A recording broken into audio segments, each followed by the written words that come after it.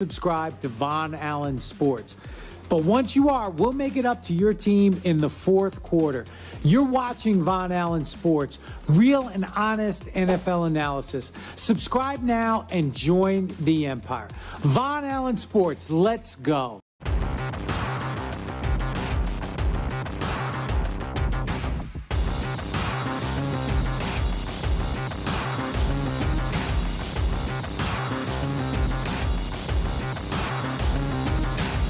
Von Allen Sports.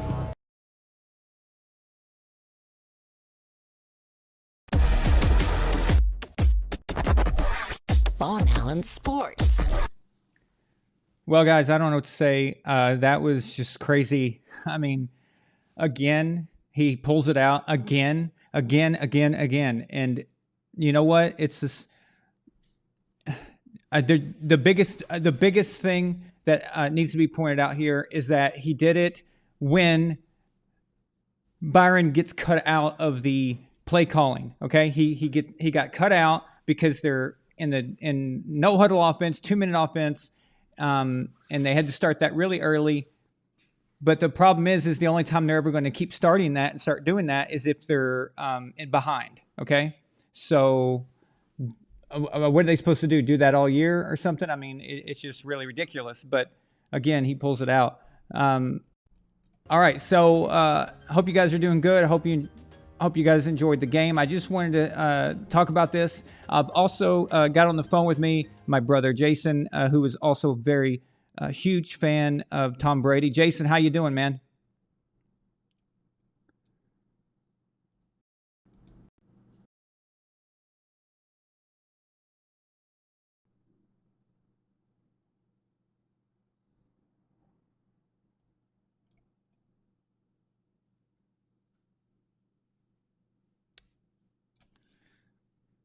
Okay. I must have lost him. But he was here for a second. I don't know what happened. But anyway, okay, we'll get him back in a second there. We have a super chat already. Why? Not Israel, $2 super chat. He says, most fourth quarter comebacks in history. It's just insane, man. Absolutely insane. So, Jason, you there? Yes, I'm here. Yeah, sorry, I don't know what happened, but so what do you think about the game? Well, 2 words. Let's go! Let's go! Hell Talk yeah! about some torque. You know what my favorite torque move of the night was? When Tom torqued that little headset off to the side and shut it off. That was the torque move of the night. The best, yes, yeah, exactly. Go ahead. So I just have to say that I was in a place tonight where I couldn't visually watch the game. So I was keeping up with it on the internet with a real-time update where it updated every so many seconds. And I was getting everything, seeing what yard line they were on, how much time was left, things like that, scores, all that, possession. So I knew it was going on the whole game, but I couldn't actually watch it. But I can tell by the numbers what's happening. But I just have to say, I was going through and looking at these things, and on searches, on Google searches, Twitter feeds would come up from these people in the third and fourth quarter. I don't know who these people are. I don't keep up with this. I don't even have Twitter myself, but it was just kind of coming up. But there are Twitter feeds saying, LOL, the Saints have 3 interceptions in the year. Brady has thrown one of them. Ha, ha, ha, ha, ha. Another one is says, Tom Brady being outplayed by the red rifle, just like we all predicted. Ha, ha, ha.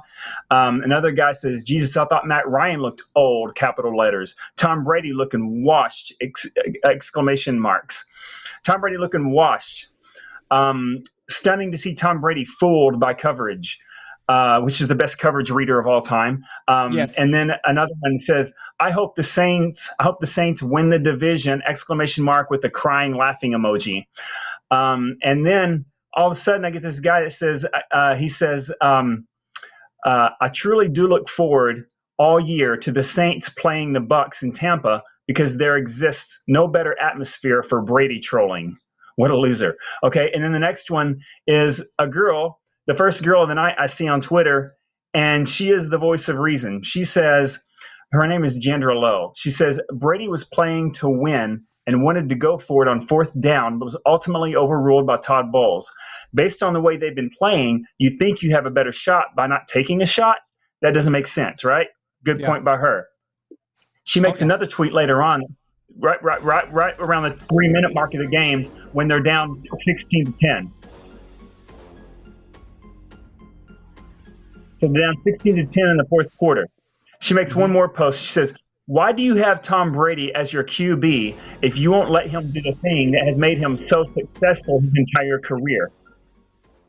Yeah. Keywords.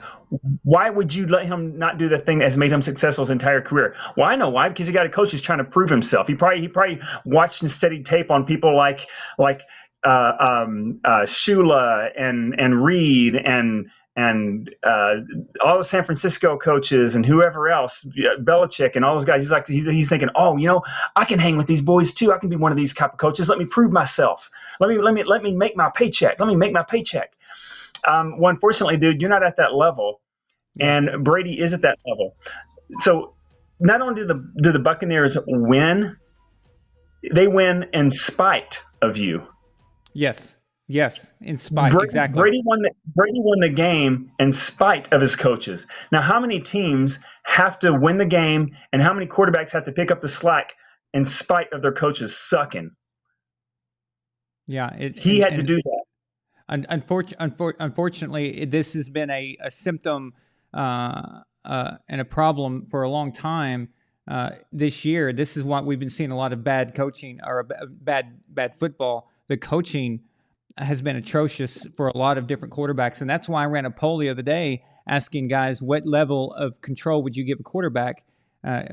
Specifically young quarterbacks. But Jason, do you remember when we were kids watching football and the quarterbacks they'd call the plays, they'd take care of, not all of them, but it was about, the league was probably about half and half, right? Something like that, where they now we're in a world where all of the coaches want to live vicariously through the quarterback as if they're the quarterback on the field, and they're wanting to be the man, they're wanting to be the guy. So it's just really weird. But what this does, this makes Todd Bowles look really bad, because last week against the Browns, Tom had nearly 40 seconds left, and it was a tie game, so there was really not a lot to lose there. But he didn't think Tom could get into field goal range with 3 timeouts. Okay, and now Tom just put up the 2 touchdowns in a row, and against a team that he wasn't doing anything all night. Also, I'd like to point out the defense. This Bucs defense. If the offense was just decent, okay. If they could be worse than they were the last 2 years, just a little bit worse. This Bucs team probably has 8 wins on the year. Okay, that's what's so maddening about this is. But again, this is a Tom Brady centric channel. I just want to give a shout out though. The Bucs defense got those stops and got the ball back for Tom when it mattered the most, and they didn't give up, which is pretty impressive. So, yes, they did that. The very last New Orleans possession before the Bucs got the ball for the last time, their defense held up really well and took care of business. I got to mention another tweet. Someone here, Zach Blobner. Do you know who that is? Nope. I don't either, but he seems to have like some sort of sports channel of some kind. But anyway, he says Tom Brady has not been good tonight, but there is no excuse for head coach Todd Bowles punting here or not using the timeouts last week at the end of the game. We all know about the timeouts that he refused to use, right? And then he says it's over. He says it's over, and I'm referring to more than just this game. Yeah. Well, he's not wrong. I will say it right now to all you guys listening, all you guys out there, that was the wrong decision. Okay, if that game had to be played a million times in that scenario, played a million times, you let Tom Brady go for it on 4th down. It happened to work this time. But again, Todd Bowles showed that he did not believe in Tom Brady. He did not believe in him, and look how that went last week against Cleveland. How many times is this going to happen? How many times is this going to come up? And then in the playoffs, it's gonna come back. And what this does is that ending is going to make Byron Leftwich think that he's doing a good job. It's going to reassure him, just like the Rams game reassured him and made him feel like he did something. until Tom really takes the decision making out of Byron's hands, at least to a certain extent, this is going to continue happening. The Bucs have got the 49ers coming up. They've got the Bengals coming up. Those are two teams that are playing the best football right now. And don't be fooled by Jimmy G being out. The 49ers have never been a team that was reliant on Jimmy G at quarterback. Okay, they were never reliant on their quarterback at all. The backup, Brock Purdy, I believe, will be more than capable. So those are going to be two hard games. And tonight they had to win. They had to win in order to take the blow, if you will, of losing to the 49ers and the Bengals.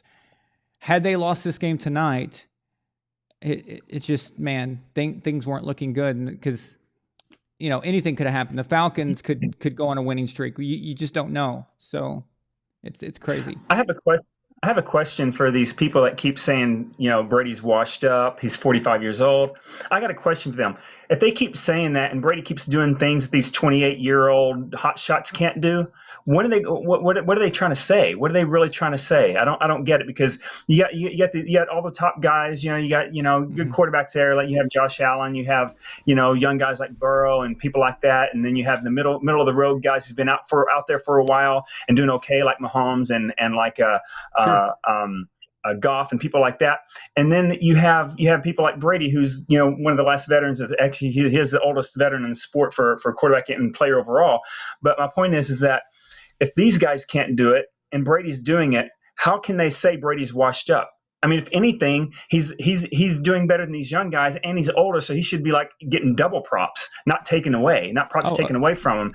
And the thing that bugs me about this the most is that all these guys that are and people that are making these comments about Brady this and Brady that, I want to ask one question to any of these people who are TBS guys or BDS guys. If they had to pick one quarterback, let's say a kidnapper took their 7-year-old kid and they had him held up in a dungeon somewhere, and they said, okay, we got 30 starting quarterbacks in the league. Every one of these quarterbacks are going to have to do a quarterback contest. We're going to have to, it's not only going to be about throwing skills. It's going to have to be about play reading, defense reading, playing under pressure when your kid's life is on the line, when pressure matters the most. When you have to do things, you have to think off the cuff real fast and put people on their heels, put a defense on their heels. Now, if your kid's life is on the line, I don't care if you're a Jets fan. I don't care if you're a New Orleans fan or a Chicago fan or wherever you're from. No matter how much you hate Brady, tell me you would not, if it came down to your kid's life, that you wouldn't put Brady as your number one pick to save your kid's life in a pressure situation like that. If it came down to quarterback skills, right now, I'm talking at 45 years. I'm not even talking about Tom Brady 2006. I'm talking Tom Brady right now at 45 against these young guys right now with the quarterback roster that we have in the entire NFL right now. Yep. Tell me you wouldn't put your kid's life on the line if you had to pick one quarterback, no matter how much you hate him. Tell me you wouldn't do that. That's my question for people. Yeah. Well, if they're honest with themselves, they would have to say Tom Brady, and that's easy for me, of course. But you're absolutely right. It's weird. I mean, who else are they going to pick? I would like to know what their argument would be. We have a super chat from Brandon Burkhart. Brandon, nice to see you. Hear from you, man. Of course, Brandon is our resident Canadian fan here, and he sends a $7 super chat. Says they're top 5 when they go hurry up, no huddle. Also, that left tackle needs to smarten up. Almost cost them the game. And of course, guys, he's referring to Donovan Smith, who had that horrible holding call there, and you can't do that. I don't think the refs wanted to call that, but they really had no choice. In my opinion, that holding call may have altered the play, may have altered the outcome of the play. If he doesn't hold, he was getting beat, and that's why he grabbed the guy and he hooked him around on his shoulder pad. I don't remember who he was holding on the Saints, but had he gotten through, that might have rushed Tom Brady's throw. It might have messed up the throw, may have made Tom go to a different target, and then maybe the touchdown. So is not there. So yeah, he screwed up. He's struggling a bit. He's also the one that gave up the at the end in overtime against Myles Garrett. Of course, that's Myles Garrett, but he did. It was also a little bit of fault on the offense and protection for not putting an extra guy there on the edge when you knew that this was going to be an issue and you knew Myles Garrett was going to be coming from that side. Okay. But yeah, I absolutely agree, Brandon. And the top 5 in the no-huddle, this is something that we talked about last week. And then in the shorts I uploaded, because during the Cleveland game, they actually posted the stat. It said, it posted Tom Brady's no-huddle stats, and it said top 5 in every category. Okay, every category is top 5. And you don't run this more, what are you doing? And where's the play action? Okay, Tom Brady, this team is a play action team, and you never do it. You never, what is going on? It's first down, run up the middle. It's second down, stupid screen pass for no gain at all. And then third down, you're going to have to throw you're going to have to throw because it's third and long. And when you do that, the Saints know exactly what you're doing. And not only that, the Saints, hey, make no mistake, the Saints may be struggling this year, and it's an offensive problem for them. But the Saints' defensive scheme is good. They always give weird looks. They fooled me plenty of times tonight. I mean, I'm not saying I'm a football genius or anything, but I'm just saying though that a lot. Usually, I can pretty much tell what's coming and what defense they're in. And the Saints would be doing some things that didn't make sense. And I was like, wait, what? And then they did something else. Dennis Allen does a good job of that. The Saints do a really good job of disguising and stuff. And that could be a clue into why Tom struggles against the Saints. It's just they're very good at this. And they've got players that can execute it well. So, yeah. But actually, let me get this other super chat here.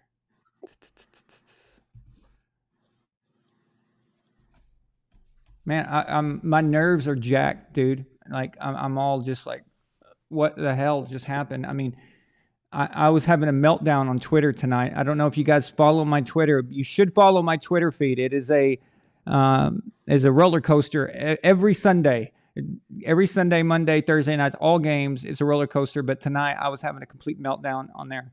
So, yeah, it's just. But Jason, going back to what you were saying about the people choosing, okay, choosing the quarterback and the people trolling on Twitter and things like that. The problem with this is that's wishful thinking, man. That's wishful thinking is all it is. It's just people hating. If Tom Brady cured cancer, they would say, oh, well, Tom Brady's putting oncologists out of business, right? So it doesn't matter. It's just wishful thinking. That's what they want to see. When a quarterback is old, any little problems or a streak of struggling is going to be, oh, it's his age. They see the age. They see the number. Now, I have seen Tom Brady struggle like this in seasons past. All right. I particularly remember 2006 being a difficult year, even though they made it to the AFC Championship game. I remember 2013 being a very difficult year. 2019 is probably the most recent one that everyone here probably remembers, and that was really bad. But the problem with the 2006 and the 2013 and years like that, he wasn't old. So you're being deceived. You're being deceived by the number. And it's just not with what your eyes are telling you. If anything, people were saying that, oh, Tom can't throw anymore and he's got a weak arm and stuff. Tom's problem right now is his arm is too freaking strong. All right? He keeps overthrowing guys. So I don't know what they're talking about. He's still throwing effortlessly. There's no struggling there. There's none of that. The struggles that are with Tom right now are just accuracy and some mental lapses and like going certain ways and stuff. And that could be attributed to the stressful, crappy year he's had. All right. So went through a divorce, as we all know. And then his investment into that crypto company, FTX, just went bust. And the guy who runs it stole billions of dollars from people. And Tom was heavily invested in that and lost a lot of money. It's just not been a good year for Tom Brady. And along with that, you've got incompetent coaching. So it's just, this year is just not good, Go ahead. Yeah, that's another thing that you brought up is that I don't know, we don't know what's going on in people's personal lives out of all the quarterbacks in the league, but Brady's is a lot more, public than most people. But the things that he's going through, most people working a 9-to-5 job as a delivery person would have a hard time doing their regular life with all the things he's going through, much less having to be, like the best in the world at what he's doing. With his divorce and stuff, people are saying that, Giselle, she left him because he wouldn't quit football and he changed his mind. He didn't keep his word and he wasn't loyal to his family. Well, he quit football to be loyal to his family. Then he realized that his wife was going to leave and probably divorce no matter what anyway. So that, okay, well, I'm going to lose my family. I may as well play again then. So what's the point? Why not come back? That's why he came. It's not the other way around. It's not he came back and lost his family because he made the decision, well, I want to pick football first. My family can go F themselves. Exactly. That's not what he did, I don't think, because it's known now that guy that Giselle is with, she's been hanging around him since last October of 2021. This is over a year that she's been around this guy. Yeah, right. And they're just now, after they get divorced, they're just now hooking up. Come on now. This has been coming, and this is no pun intended. So Tom Brady comes back early this year. He quits, and then he decides to come back. And it's not because he said F you to his family. It's because everything was already done. Everything was over with. So he said, well, now I have no reason to stay retired if I want to keep playing. Now I'm going to go ahead and play anyway. So he had nothing to lose.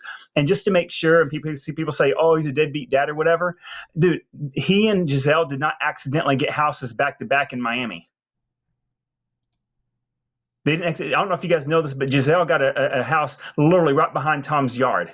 Now there's a little water canal that separates their backyards. That was not an accident. They're doing what they can to be good parents. And Tom is spending every minute he can. And then this summer, he barely went through training camp because of all this stuff. He didn't have the camp that the other guys had. And he's still dealing with his mental stuff. Now he's talking. They're talking about him having a huge lawsuit on top of him losing a lot of his finances off of this deal that went south and this crypto deal. And that's fine. That's on him. I mean, people want to do bad investments. That's their personal problem. But I'm just saying that whether it's his fault or not doesn't matter. The point is, there's a lot of mental stuff going on. And to top it all off, they got a coach they can't get rid of because they're paying him too much. Well, if they want to sit here and they want to hold the flame for this guy, this coach that they wanted so bad, after this season, I think Tom should go ahead and do what he really wants to do. I don't know what's going on with Garoppolo or whatever, but let's say Tom goes to San Francisco, team he's always wanted to play for, or another team, and then now they're stuck holding the bag with this Bowles guy, and now they have to deal with him for the next 4 years, and they got to pay him all that money, but he doesn't have time to keep him afloat. The truth is going to come out with this guy. Yeah. Well, he was a terrible coach with the New York Jets, and a failure there, but. Yeah, it's the future. If you're a Bucs fan and not just a Tom Brady fan, like a lot of us are Tom Brady fans, if you're an actual real Bucs fan, you have some dark days ahead of you. Todd Bowles is contracted. He signed a 5-year deal, estimated probably around $5 or $6 million per year. He's locked in. You're stuck with this guy, and you've got a lot of players on that Bucs team that are going to want to start to get their money. They feel like they want a Super Bowl and they want to get paid, and the Bucs are going to become all about individual. Tom is gone. That was going to happen no matter what, even if they won the Super Bowl this year. Tom was leaving. He wants out of Tampa Bay, I think, and that's he wants to move on from that. But yeah. Exactly about what you said about the investments and stuff. I'm not making an excuse for him. That was a bad decision, very bad decision. You should read people better than that. If I interviewed that guy, I wouldn't give him a dime. Now we know that Giselle was the one pushing that because the guy was selling her on how he was going to save the earth and all this crap. Okay, so I'm sure that probably was involved, but still. But the point remains. The point remains is that the distraction is much more high profile than if this was someone else. So there is that. But again, he has also had problems on the field. He's been missing throws or overthrowing, things like that. But the offense is so predictable. The calls are so predictable that even when you so if you're struggling and you've got a good offense, if your offense is sound and fundamentally sound, and people are doing their job, and the calls are good and unpredictable, and you mix it up, even if a quarterback is struggling, you still should be able to make something happen. good, even in spite of all that. But when all of it bad is happening at the same time, and I'm really tired of hearing about injuries all the time. Okay, all teams have injuries. Every NFL team has injuries. All right, that's not an excuse. Okay, these guys are the best players in the world. They're in the NFL for a reason. Even the backups are making more money than any of us could ever make, even if we got advanced degrees, okay, from prestigious colleges, okay? These guys are being paid very well because they are the best at what they do. When a backup comes in to replace someone, you got a backup offensive lineman comes in, I expect him to do his job, okay? Expect him to do his job, and I'm not saying that he's going to be as good as, let's say, Tristan Wirfs, all right? But I do expect him to be competent. I don't expect a massive drop-off. I'm talking a complete dive down. And that's what we're seeing a lot of times, and there's no excuse for that. Tom has done this before. Injuries is not, I'm not sold on injuries that much. I think it's overly used as an excuse for people. I've watched Tom go and win a Super Bowl without Rob Gronkowski, okay? I've seen him go all the way to the Super Bowl without Julian Edelman. And we've seen him go to the AFC Championship game with a bunch of no-names on offense in 2006. We've seen him win 3 Super Bowls. Of course, great defense, but on the offense, there was no game changers there. So the injury thing is overly used, in my opinion. But yeah, it's offensive calling is offensive. That's really the problem here. It's too predictable. And honestly, Dennis Allen for the Saints, his calling tonight, a lot of his play calling, a lot of his decisions were really weird and actually helped the Bucs out. So he didn't seem to want to put the jugular, and go for the jugular and put the Bucs out of their misery. And normally I would kick for field goals at the end there in fourth quarter, but I would have gone for it and just tried to win the game when he elected to go ahead and go for the field goal. And the reason is because the Bucs weren't showing that they could do anything about it. Because if you went for the touchdown and you didn't get it, you would have put the Bucs offense around the 1 or 2 yard line in their own territory, and they were showing no signs of life. So I think that was probably a wrong decision by the Saints. So the Saints did a lot of things too that didn't help them. So we got a super chat with Austin Thomas here. Austin, he lives in Tampa Bay, in fact. Austin says, if you're not playing to win at all, who cares about the future? Austin, absolutely well said, my friend. Austin also sends a $2 super chat. Sold our next 10 years the Super Bowl. We've been bad before, no problem. Yeah, I get it. It's going to be rough. It's going to be rough after Tom Brady leaves, but look what you got. Do you know how many organizations would love, how many fans of teams would love to experience what it feels like to win a Super Bowl? And you guys have experienced it twice, and maybe there was some downtime in between those Super Bowls, but you got to experience it. Imagine being a Lions fan or a Browns fan, or some, long-suffering fans, and those fans are generational suffering. It's generational suffering right there. So, yeah, it's bad, but that was Tom Brady being clutch, and again, the defense did their thing as well.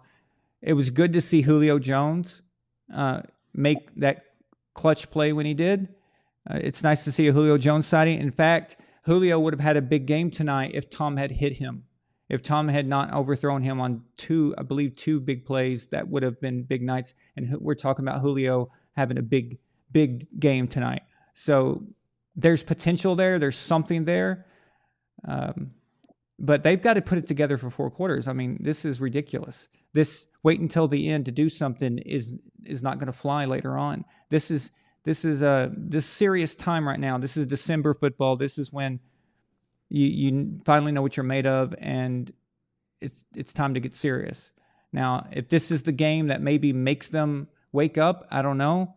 Roman had a good point. He's here tonight watching it with us, and he had a good point that, yes, the 49ers and Bengals are on the schedule, but perhaps because they won this game tonight and their division position is not as dire as it was if they had lost tonight, then perhaps they play a little looser against the 49ers and against the Bengals, and perhaps they pull out a win in one of those games. So yeah, by the way, there's something I want to ask. A stat I'd like to know about too, and that, people may have talked about this before, they may not have, but I'd like to know how many quarterbacks in NFL history, not just right now, but in history, have won as many games, playoff games, and Super Bowls, and gone to the Super Bowl with the amount of different receivers and tight ends that have been used over their career or careers. And the main thing that I really want to know is how many receivers other than Randy Moss has Tom Brady ever had? Oh, we're going to get this big star, and he's going to sit here and be our go-to guy for 4 or 5 years and start like this dynasty. Kind of like a what's his name from who's Peyton Manning's guy? The tall Marvin guy. Harrison and Reggie Wayne. Reggie Wayne, Marvin Harrison, both those guys, yeah. So you got that, and you got Mark, you got the Mark Clayton, Mark Duper, Dan Marino, and you got Jerry Rice, Montana, and we can do this all day long with different people.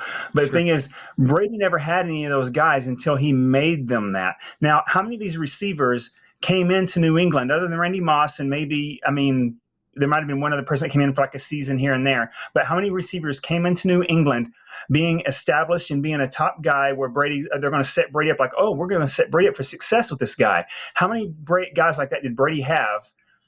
He didn't. And then the ones that he won the Super Bowls with, they were no names when they got to him. And then when they left New England or when they left Brady, whichever team he's on, no matter which one it is, what did they do when they left?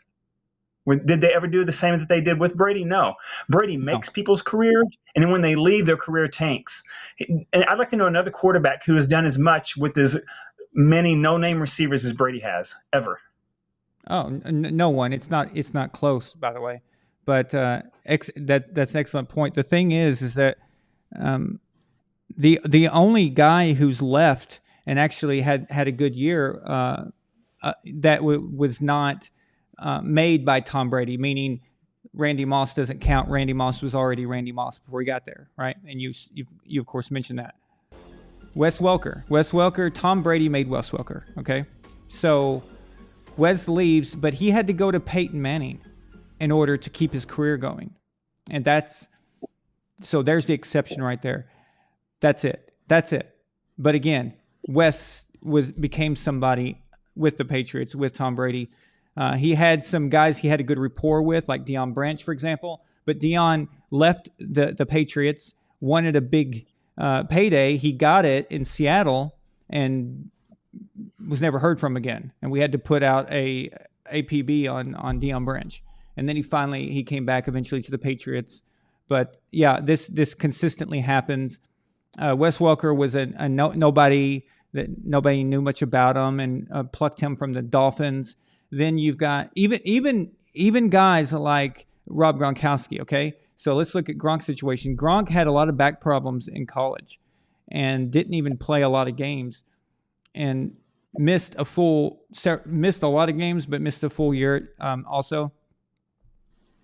He was drafted in the second round because people really were worried about his health and all of his injuries. So it wasn't like that New England Patriots were going and saying, like you just said, it wasn't like they were going, oh, we're going to get this tight end. We're going to move up in the first round to get him. It wasn't anything like that, And then, of course, you get Aaron Hernandez in the later rounds as well.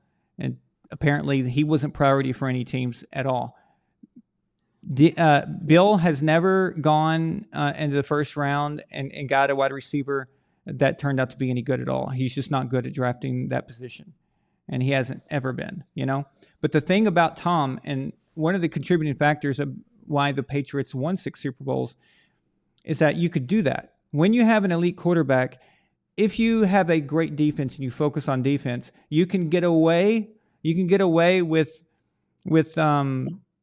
getting some guys who are maybe on offense who are not, expensive and high profile, and you can get some things done.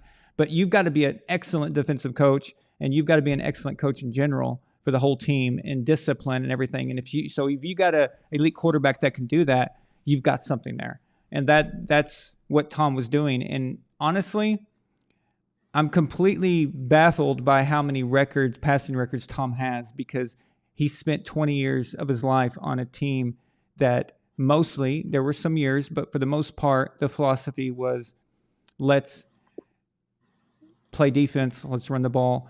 And also, even when during the passing years, when it was offense-centric, like 2011, for example, or 2007, even though the defense was actually really good too. 2011 is the main one there.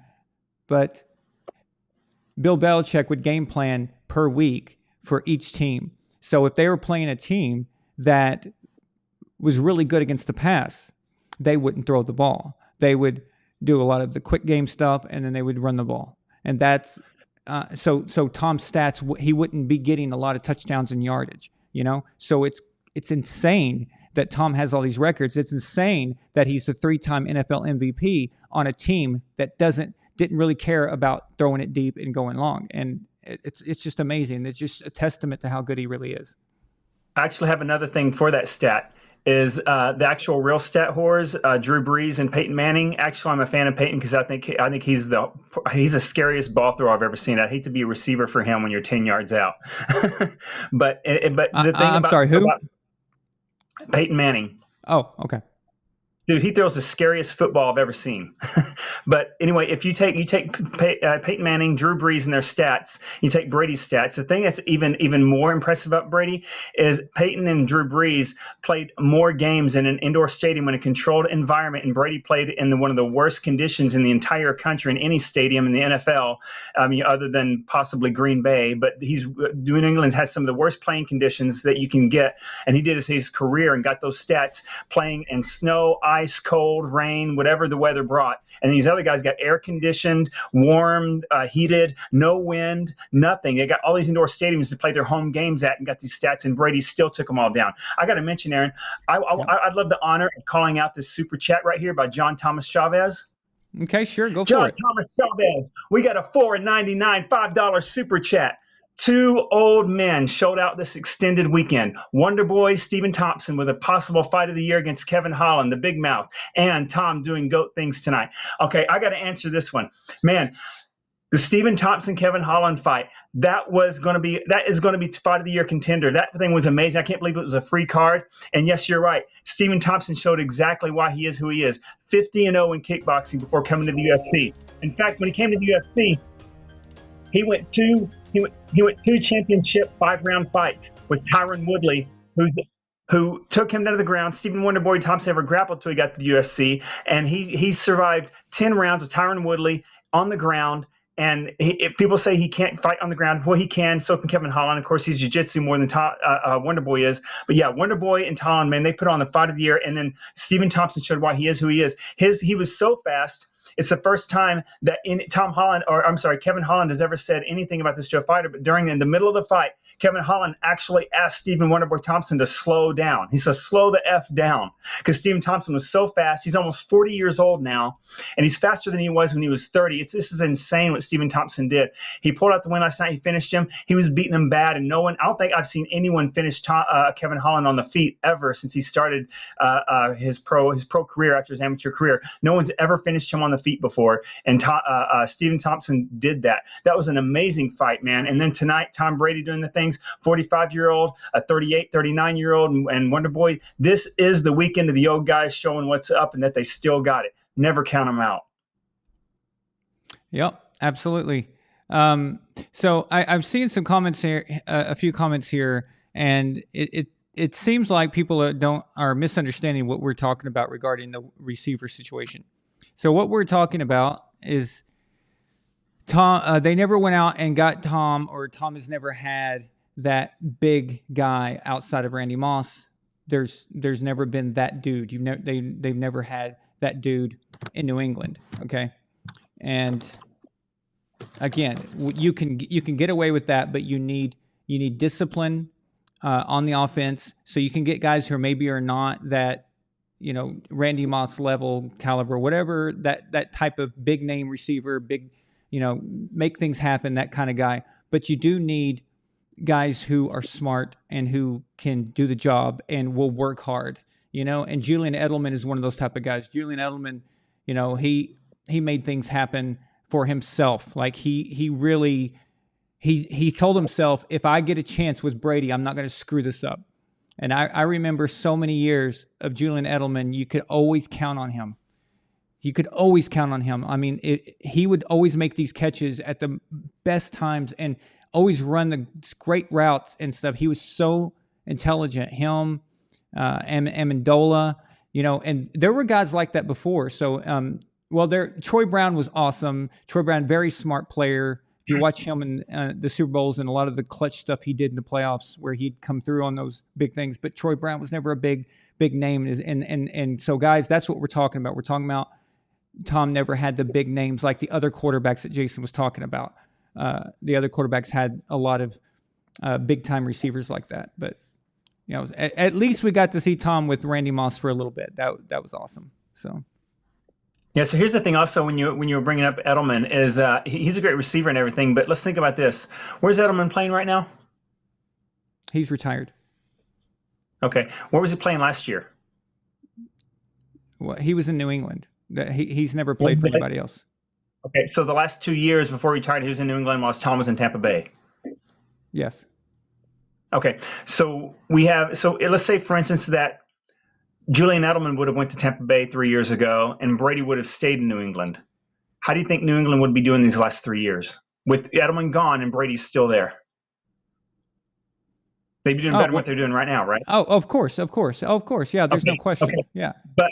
But when Brady left, he won a Super Bowl with a team who wasn't even in contention the year before, yet Edelman stays on the same team that Tom Brady made awesome. And then as soon as Brady leaves, New England goes back to being New England of the 90s. So this right here proves that Brady didn't survive off of Edelman and receivers like that. Brady made the receivers, and then wherever he goes, he keeps making receivers. And when he leaves, those receivers aren't the same with another quarterback.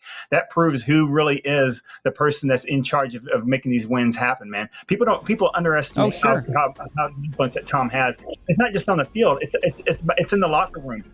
Let's say Tom Brady were to go to a team next year. And it could be anybody. I don't care who it is. It could be who's the worst team in the year right now in the league right now. Houston Texans easily. Okay. Let's say Tom Brady goes to the Texans next season. He goes there. Okay. It doesn't matter if they got the same exact lineup, and Tom Brady's the only new addition to the team. They're going to play a better. Those guys are going to be better next year than they are this year. I'm talking the individual players will be better because they know that they have Tom Brady in their locker room now. Now all of a sudden they're like, oh, we got a reason to try to win now. We're somebody now. He when he goes into a place, there's this factor, and I'm going to say it because I got to say it. The intangibles of Tom Brady, when he gets into a locker room, he changes a team. They want to win all of a sudden. They start playing harder. They start practicing. They're in the off season, they're lifting weights again, or they're eating right, or they're not committing crimes, or whatever it is. They're doing whatever they can to win because Tom Brady's in their locker room. He's got that factor that makes people want to be winners. That's something that you can't get. I don't care what your skills are. Brady just happens to have the combination of skills and that leadership together. We will never see another person like this ever again. I don't care if people's a fan of Michael Jordan, Roger Federer. I don't care if they're a fan of Mark McGuire or whoever they do in any sport, whoever it is, Cristiano Ronaldo. They could be a fan of anybody. We will never ever see anyone like Tom Brady in any sport ever again. No, ever. We've never seen. It's just this is crazy. This guy's on another level, man. Yeah, absolutely. And we have a $2 super chat. It says Belichick could have drafted Jefferson or AJ Brown. I'm not sure about Jefferson, but I know A.J. Brown, he could have definitely gotten that, unless I guess he traded up for Jefferson or something like that, because I thought the Vikings were ahead of us. But, the point stands, though, Dave, is that he's missed out on a lot in that case.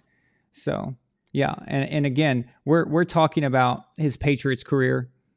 We know that when he went to Tampa Bay, he picked Tampa Bay largely so he had weapons to throw to, because after 20 years, Tom Brady deserves to get to have some fun. He deserves to get to throw the ball down the field. He deserves to get to do that. And he went down to Tampa Bay as vacation, as fun, okay, just to have some fun. And he in the words of Ice Cube, he messed around and got a triple-double. Okay? So he messed around and got a Super Bowl. And that's what he was doing there. But what we're talking about is the bulk of his career in the cold on a team where offensive stats for a quarterback is not something that was priority a lot of the time. So that is mainly the focus. And regarding Edelman, Jason, of course, there's no difference there. Edelman in 2019, after 2019, even in 2019, Edelman was injured badly. In 2020, he had to play with Cam Newton.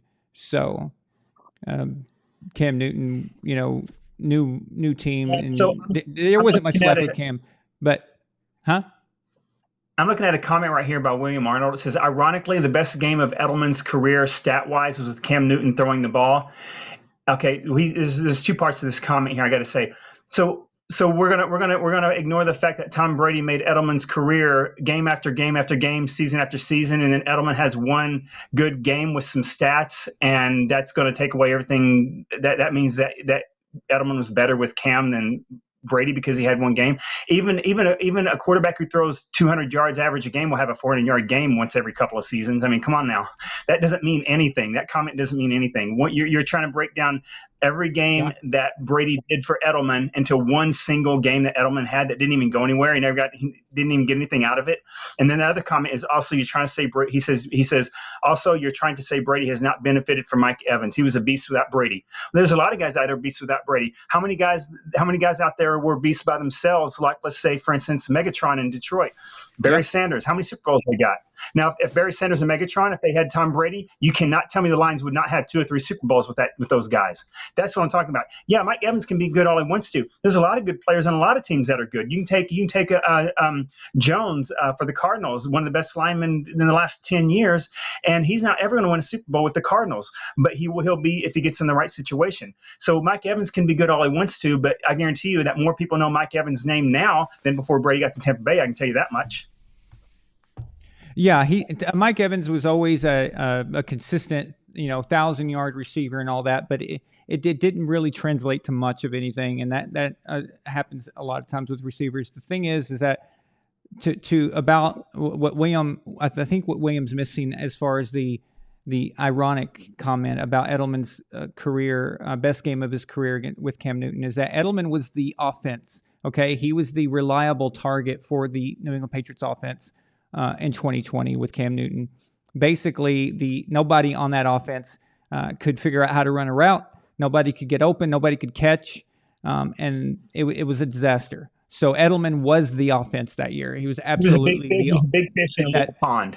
Huh? Yeah, exactly. He was a big fish in a little pond. That's why I got those. That's why he had that game, and that was only one game. I got to say something here. The Gord King and Luke R. both make good points. They said Godwin and Evans, neither one did very much in that Super Bowl when Tom Brady came into Tampa Bay, a team that wasn't very good the year before, and they beat this big, huge, the big Goliath team of the Kansas City Chiefs and Patrick Mahomes and Kelsey and those guys. When Tom went in there and beat those guys, Mike Evans and Godwin, they weren't even really factors too much in that game.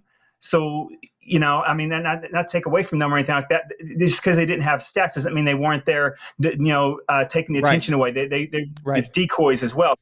So their presence is important. Don't get me wrong. Just because they don't have the numbers doesn't mean they weren't sit there. Because some of these guys like Godwin and Evans, they get guys to double team them, and that leaves other guys open. So they're important. Don't get me wrong, but if we're going to talk about stats and things like that, you can't go by all those things. But yeah, I agree completely with the Gord King and Luke R. that it's not only about the receivers who's catching. The point is that even though they could distract the defense enough, Tom Brady was making plays with no-name guys who aren't Godwin or Evans. And that's just my point. Is Tom Brady can do anything. You give him a crap sandwich, he's going to make Thanksgiving dinner with it. Yep, absolutely, man. But there's just a lot of people that hate Tom and want to see him fail. And I just for the record, I don't think William is that. I don't think William believes that. I think he's just trying to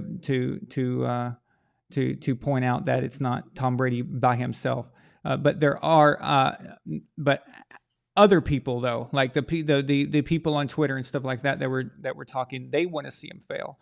and they're going to look for any reason to say why he will, and if he has a bad game or if he even has a bad season, it's over. It's you should have seen the Wolves come out after the 2019 playoff game against the Titans. Okay, so that it was bad. It was really bad, and everyone said he was done and all this other crap.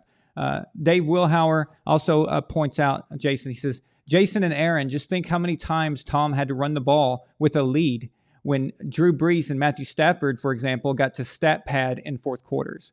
And that's absolutely true. So when Tom gets the lead, Belichick shuts it down. With the only exception being 2007, because they had declared jihad on the entire league because of Spygate. So they were throwing the ball way deep into the fourth quarter. But outside of that, Dave is absolutely correct. So that just adds to the amazement that it is that he has as many stats as he had. And also, again, I don't know why Mike Evans was being brought in though, because we were again talking about the Patriots era. I thought so. Again, he went to Tampa Bay because they had some good receivers. Now, people have overstated that, in my opinion. So Mike Evans, yeah, great player. Tom could have gone to the Chargers and had Keenan Allen, okay, and then had Austin Eckler as his running back. And Chargers, of course, have a few other guys. So he could have gone there too.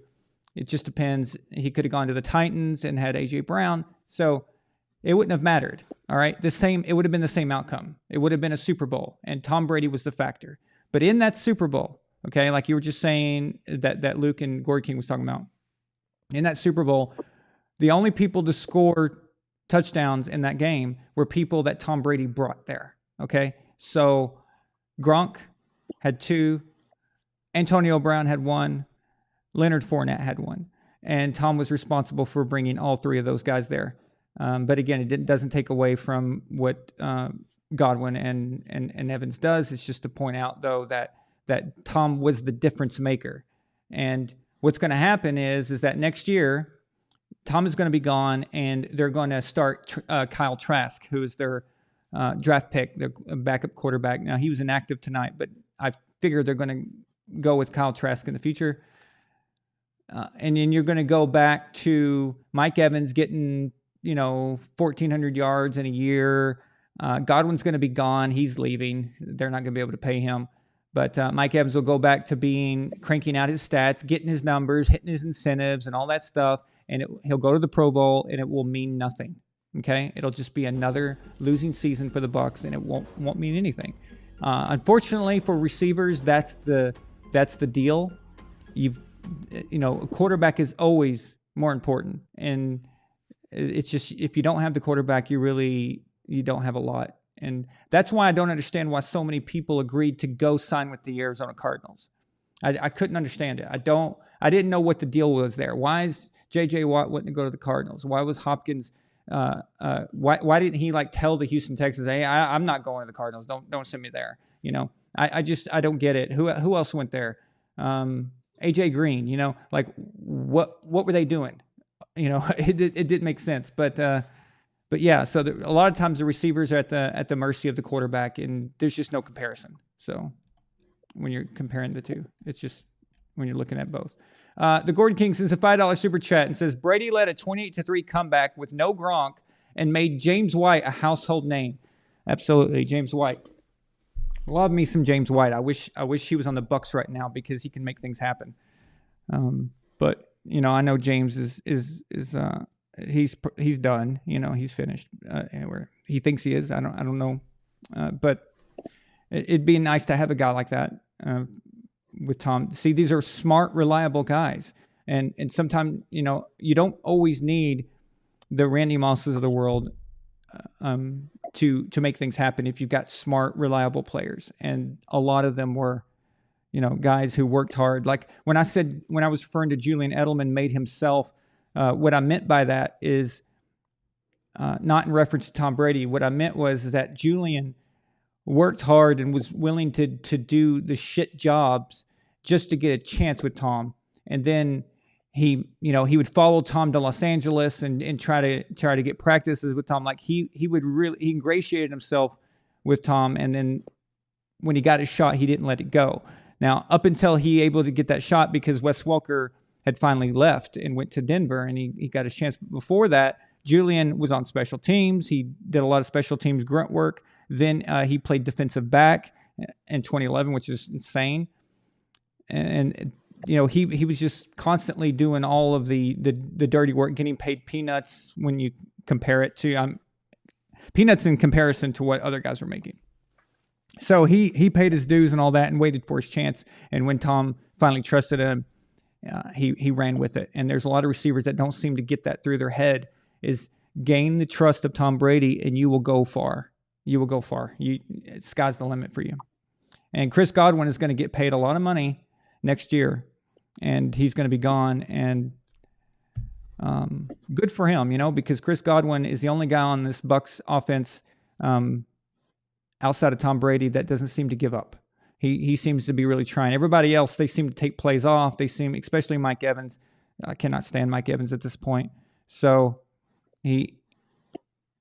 but Godwin's always trying. He's always trying. He had some drops in the past that really annoyed me, but at least he tries. And I've never seen him give up on a play. And so Godwin's got that Edelman mentality and that reliability, that is real important for a receiver. And I think more important than just natural God-given talent. You can have all the talent in the world and it doesn't mean much, How many quarterbacks, for example, have been drafted number 1 overall or in the top 10 or even just in the first round, had all the talent in the world, but amount to nothing because they didn't have it here. And if you don't have it if you don't have the mind, I don't care how gifted you are. It's just you may get lucky and may be able to use your gift to a certain extent, but it's just not going to convert all the way. This is the NFL. That stuff works in college. In college, you can get away with having great physical ability and physical talent. In the NFL, you just can't. It's going to catch up to you, So here's a comment I see by Austin Thomas. It says Tom's going to come back to New England and bring Godwin with him. You know what? That would be funny. The only thing is that I just don't think that Belichick's ego will let Tom come back, and especially with Godwin, because then Belichick knows they're going to win a Super Bowl, and then Belichick will know it was because of Brady, and the truth will come out. Brady's there, then he leaves, they suck, and they come back and they win again.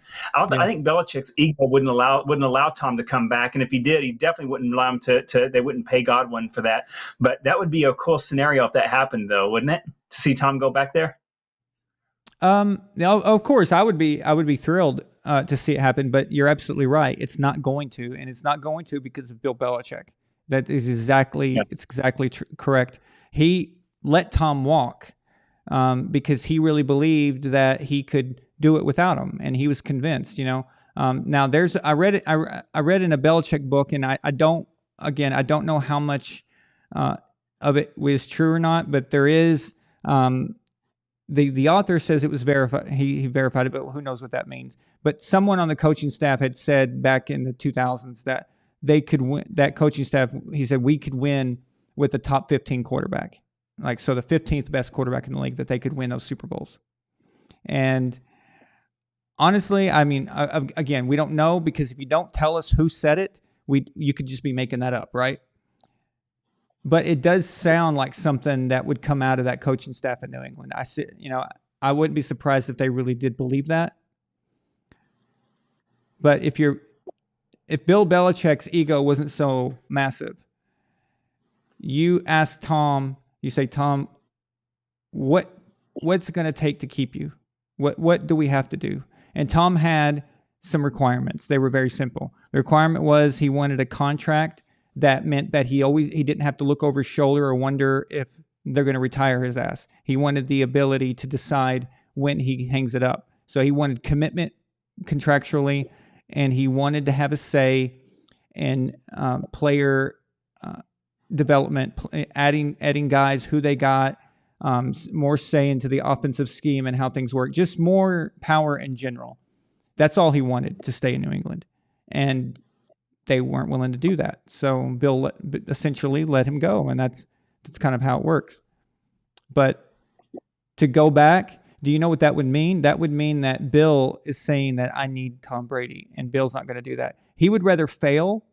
Bill would rather fail and just retire and then blame it on his quarterbacks, Cam Newton, Mac Jones, and whoever else he has. He would rather fail that way, and then at least he could technically say, well, I didn't have an elite quarterback, and you can't win without an elite quarterback. So he's always got that excuse, right? But if Tom comes back and they make the Super Bowl and they win when Tom returns, my God. I mean, that Super Bowl, that right there, that's going to kill Bill. I mean, that's going to kill his legacy as far as comparison between, not his legacy, but who is it, Bill or Tom Brady, right? That I honestly don't think that his ego would allow something like that. So, but yeah, of course, I would be happy. Who wouldn't be if you're a fan of New England Patriots or Tom Brady? So,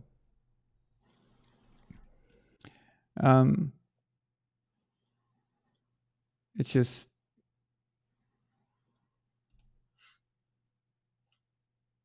It's kind of like when a rock band has a great band member and they let the band member go for whatever reason, or they fire him, or the band member wants to leave or whatever, and they try to think that they can do it without him, and then they realize that they failed without him, but they don't want to ask him back into the band because even though they would be a lot more successful if they did, because they didn't want to admit that they were wrong, that they thought they could do it by themselves, but they really couldn't.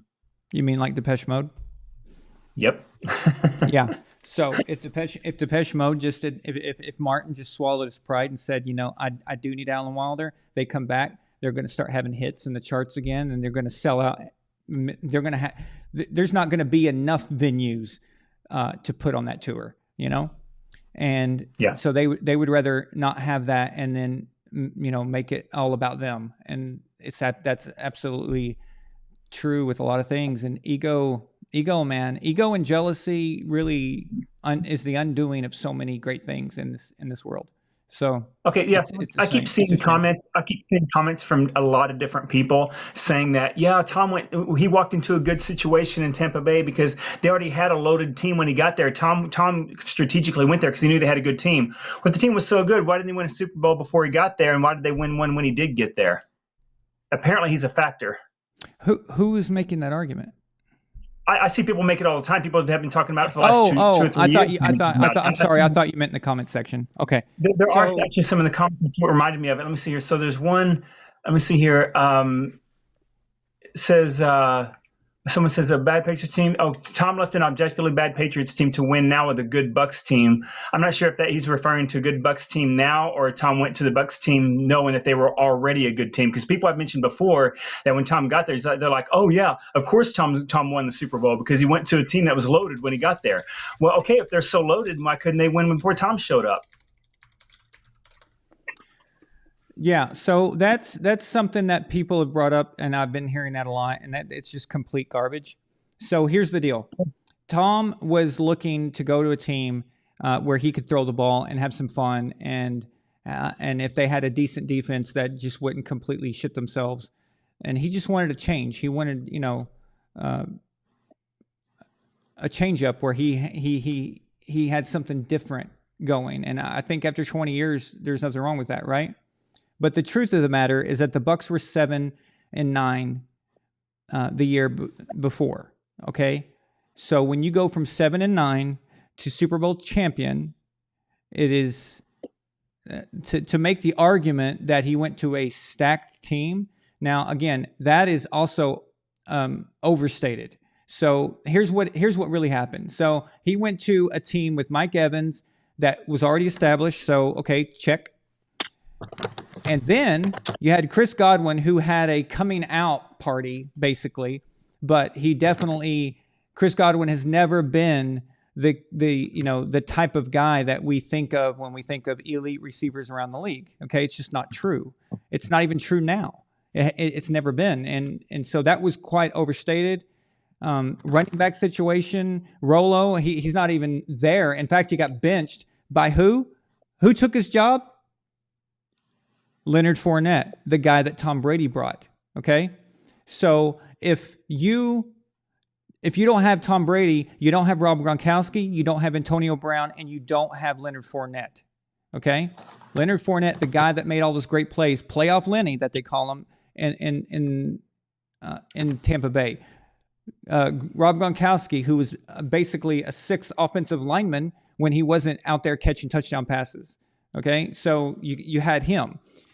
Who else you have? You have Antonio Brown, who for that year made a big difference, helped other guys get open, and then he made a play in the Super Bowl, of course, to put them up right before halftime. These are all important things. And let's not forget that he actually made a lot of great things happen. He had a good connection with Scotty Miller, which for the life of me, I still can't understand why they're not using Scotty more than they have been. But the point is that anybody who says that Tom wasn't the factor, that's I have to say that's pretty delusional, actually. So the Bucs, ask any Bucs fan, they'll tell you that nothing was really getting done. Okay, and Jameis Winston they were throwing a lot. Jameis Winston had, he did the 30 for 30 touchdowns, 30 interceptions, and all that. That was a product of the Bruce Arians offense, the style that Bruce likes to play. But that was also leading to the defense having to work harder. What happens when you bring Tom Brady in? The defense gets better. The defense is better because there's less pressure on them. The offense can do more things. The defense can do more things. You can take more risk. If you're out there longer and not turning over the ball, the defense benefits from this. This is just how it works. Bruce Arians is a shitty coach, okay? And for what Bruce Arians has had in his past while he's coaching compared to his results, I'm not that impressed. They won in spite of Bruce Arians in 2020, okay? Bruce Arians several times that we can mention and bring up that Bruce Arians nearly costed them the season. So they had to win in spite of him. And that right there shows you everything you need to know. And then if we want to keep shitting on Bruce handpicked Todd Bowles to be the head coach, and honestly, that's been a complete disaster, but whatever. But to say that this Bucs team was just primed to win, all they needed was a good quarterback, that is complete and utter nonsense. And you know it. And yeah, it's ridiculous. Okay. So he could have picked the Titans. All right. He could have picked the Titans. He could have gone to the Tennessee Titans. He would have had Mike Vrabel with sound fundamental coaching. Okay. So it would be like a Belichick type coaching. He'd had Derrick Henry running the ball, A.J. Brown to throw to. You're telling me, okay, that they don't make a run? You're telling me that, in fact, it could be argued that the Titans would have been a better situation for Tom. In fact, that probably would have been a more complete team. The Titans just had the number 1 seed last year, guys, with Ryan fucking Tannehill. Okay? Ryan Tannehill. The number 1 seed last year. You telling me if they don't have Tom Brady, they don't make a run in 2020 and 2021 back to back? Come on. So it's just he could have gone to the 49ers. What if he went to the 49ers? What would have happened? Exactly. So the 49ers can't seem to get over the hump, can they? Because they don't have that quarterback. They seem to be they get somewhere and then it just doesn't happen for them, right? But what happened? Kyle Shanahan didn't want to give control to Tom Brady, didn't want to give him any input at all, didn't want to change anything. His ego got the best of him, and look, they're still chasing it. And yeah, they look okay this year, and it looks like they could make something happen, but it could end the same way it always ends for them. They get a little far in the playoffs, and then something bad happens because they cannot score. You need the quarterback. So Tom could have picked a handful of teams, a bunch of different teams, and would have had the same result. So make no mistake, it's utterly ridiculous to say that the Bucs was just already going to do something. What were they going to do exactly? Please explain that to me. Who was coming for Tampa Bay? Who was coming into Tampa Bay to save the day after Jameis Winston goes 30 for 30? Explain that to me. By the way, how's Jameis doing ever since he left Tampa Bay? Just curious. So go find Jameis Winston. Tell me how he's doing. So I just can't believe what happened tonight with Brady, man. That was the craziest thing ever. I keep thinking about that in the last 2 minutes of that game, and despite that 10-yard penalty right at the goal line almost, and then the time running out, and it's like Yeah. anytime this happens, it's like when there was 4 minutes left, and New Orleans scored that touchdown, and they went, or I'm sorry, they didn't score. They got that 3-pointer in the fourth quarter, and then the Bucs got the ball back. It was almost like, okay, they're not going to have time to do anything, and how can this possibly happen? New Orleans still has the ball, it's a few minutes left. Dude, you can never, ever count Brady. I don't care if there's 30 seconds and they're down by 17, 2.5 possessions. He'll still make something happen. It's insane. You can never bet against that guy, no matter who you are, no matter how bad you hate him. If you want to lose your money, go ahead. But, man, that comeback he did at 45 years old, the 28-year-olds aren't doing stuff like that. And he does it despite of the bad coaching that he has. And the moment they let him go and take the leash off, that's when he does what he does. He might make some bad throws throughout the game, but those could be some bad, play calls and stuff where how do we know the route wasn't exactly how it should have been? How do we know that the receiver getting forced in to turn around sooner because he was being chased down by a good corner or something? We don't know the exact play to the yard. Maybe Brady's expecting something different. We just don't know all those little things. The thing is, he can have bad throws. Every quarterback's allowed to do that. But the point is that when things are on the line and it's the last minute and they're down by that much and you got to make a comeback, dude, it's almost predictable how you just kind of almost know that, okay, there's 45 seconds left and they're down by 10. Brady can still do it. There's still a shot. Name any other quarterback, you're going to be saying that to yourself. It's crazy. The guy is insane, man. This is just such a comeback tonight. I'm not a Buccaneers fan. I'm a Brady fan. I admit it. I'm not this guy who I'm loyal to a team. I've lived in different cities that have different teams. I grew up closer. When I grew up, we were closest to the St. Louis Cardinals and Rams. And then got older. I lived in Dallas. I was with the Cowboys. Now I live in Phoenix. Cardinals, and I've been around a lot of teams, so I'm not loyal to any team or anything like that because I never had that loyalty to start out with in life. But I'm a Brady fan, and I just want to see him succeed because, man, it's just crazy. And people talk about, oh, Brady, he's this and that.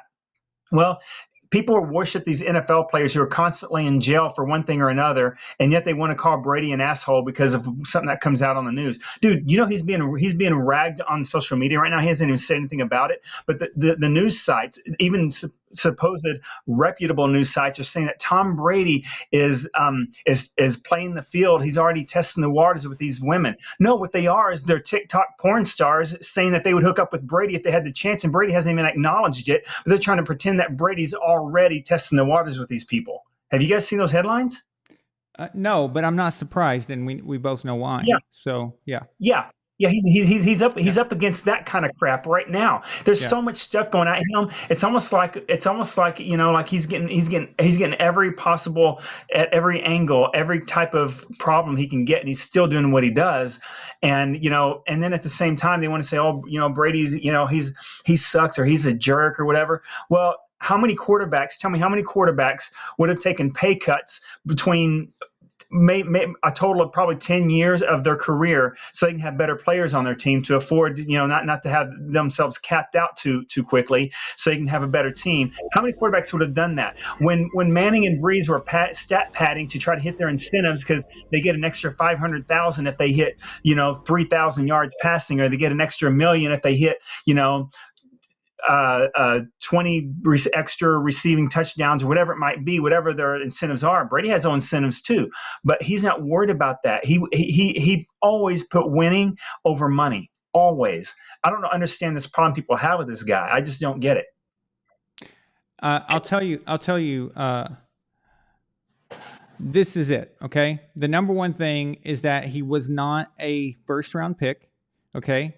So a guy like Tom Brady's not supposed to do this, okay? So when someone does something they're not supposed to do, people can't fathom it. They can't think about it. That's why you get so many people who say, if you put Aaron Rodgers on the Patriots for the last 20 years, you'd have 10 Super Bowls and all this stuff. Like, they can't wrap their brain around somebody who comes out in later rounds and gets it done. Joe, if you remember when we were kids, Joe Montana kind of suffered from the same thing for a while. Who was it who always got the headlines and who always got the talk? Dan Marino and Elway, right? Do you remember that? Oh, yeah. It was like, Elway, man, he's the greatest quarterback of all time. It's like, yeah, the guy, not of all time, but I mean, he's the greatest quarterback in the league. Yeah, and the guy keeps losing. And Dan Marino, have you seen him throw? And he does all this crazy stuff. And then when it comes to Joe, it's like, yeah, Joe, why? Because Joe was not a first-round pick. He wasn't supposed to be this way. He wasn't supposed to be that good. And people can't wrap their brains around it. And the media can't do it. Even the teams, the scouts. See, when a quarterback goes in the later rounds and becomes legends, it looks bad on the scouts because it means they failed, and it means they didn't see it coming. And how many times do these scouts get these quarterbacks in the first round and they don't pan out, But that's why a lot of these first rounders, when they do things, the hype is insane. It's just absolutely outrageous. But for Tom, it's not. Also, Tom suffers from the non-football fans, the hate you're talking about just from the non-football fans. The hate is in America. Now, maybe in the past, America loved the underdog. But in today's world, people love a winner. But if you win too much, they want to tear you down, okay? And if you have too much, and if you got too many good qualities, they have to find a way to destroy it. The problem for them is that Tom isn't just the greatest football player of all time. He's a good-looking guy. He can do modeling and clothing and stuff like that. He's got he's always had a really good life, a cool life, and all this, and very successful in just about anything he wants to do. And that pisses people off, man, because you're supposed to have a flaw, right? There's supposed to be something wrong with you so people can identify with you. When it came to Peyton Manning, his flaw was that he was ugly as hell, So the average dude, the average beer-drinking football fan could sit around and they weren't threatened by Peyton Manning. But what happens when Tom Brady's on the screen and their girlfriend goes, oh, he's so cute, okay? Oh, shit, okay? It's a problem now, you see? So it's easier to like Peyton Manning. It's easier to like these other guys when there's something wrong with them, when they have a flaw, or maybe they have problems off the field with drugs or something like that. And it's something that you can relate to certain people when they have flaws, and you feel better about yourself because even those guys screw up, And Tom didn't seem to have any of those flaws and any of those blemishes, and that really pisses people off, dude. You know how it is. So it's disgusting, but it's true. Yeah, it's a very strange mentality. It's really maybe 15 years ago the whole hater kind of culture started. Don't drink the haterade, or people hating on people. I mean, people have always had jealousy towards certain people, or they've always been envious of people without any problems or anything like that. But it seems like nowadays, it's guys and girls, and it's real life. It's not even just sports or anything, but it's like a mentality of just people like trying to tear people down who were like people used to. If people saw someone that was great, it was inspirational, and you wanted to strive to become that or get to that level. You wanted to get up there. If you were a kid sitting at home and you were watching a great guitar player in your favorite band, you didn't think when you started playing guitar like, oh man, I wish they sucked worse so I could look better against them. No, what you want to do is they inspire you to get better so you can become them, or yes. Not become them literally, but become at their level. And nowadays it's the exact opposite. People want instant gratification. They want to be famous and with one YouTube video to go viral. They want to make one song where they got some instrumental off the internet and they sang it in a studio with some auto tune, and they want to be a famous singer instantly. Everybody wants everything instantly, and they want to be the best, and they want to get rich off of it right away, and they don't want to pay their dues to do any work. And if anyone has something that they can't achieve and they know they can't achieve it, whether it be genetically or just skill wise or just because they don't have opportunities, it could be any reason, they want to tear them down to make themselves up. So instead of coming up to their level, they want to bring everybody down to their level. That's a regression in society. That takes us back, and it doesn't push us forward. And what's ironic about that is the people who talk about progression, we got to progress and stuff, are mainly the people who are tearing the goats of their fields down so they can feel better about themselves. But at the same time, they're yelling progression. That's the worst irony ever. That's exactly right. I've said that too for so long. It used to be we would take someone like Tom Brady and use him, like you said, as a measuring stick to pull ourselves up. That was the goal to reach. But hey, now it's like you get this mindset. Let's chop them down, and then we don't have to be as good. Okay, I know I'm just reiterating what you're saying, but it's so true, and it drives me nuts. And that's exactly how Tom Brady is treated in this scenario. It's really bad. And there's just if you look closely, there's just certain players in the NFL who people crap on so quickly, and then there are other guys who people just keep hyping up forever, and it's like they just look the other way. It's so weird how the public picks and chooses these guys, but yeah, it's really weird. Yeah. Oh, I also thought of something. I'm getting up in my old age as well. So if you can help me remember something, my memory is so terrible. I just thought of something, and Blacker58 made a comment, and it has nothing to do with him or anything, but it just kind of reminded me of something.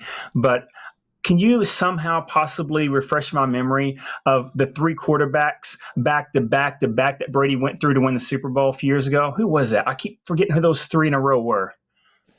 Oh, that's right. Well, That's right. Drew Brees, Aaron Rodgers, and Patrick Mahomes. Oh my gosh, yes. I almost forgot for a second. Very good. You had a case of the Bidens there for a second. Okay.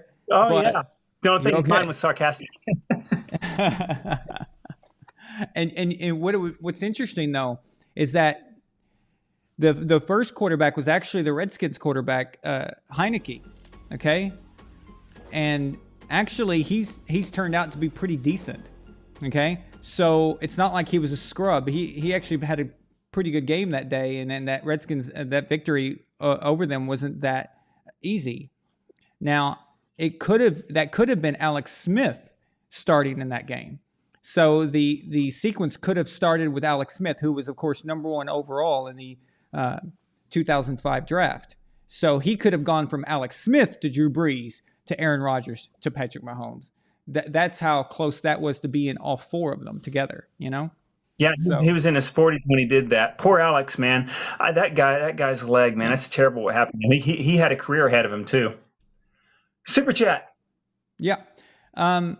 Also, Austin Thomas said this: petition to hire Sean Payton to the Bucs now. So, Austin, if you want to keep Tom Brady in Tampa Bay, hire Sean Payton. That will do it. Okay, him and Sean Payton are trying to get together. They tried to get together on the Dolphins, and it didn't work out. We all know what happened there. But that's the one thing.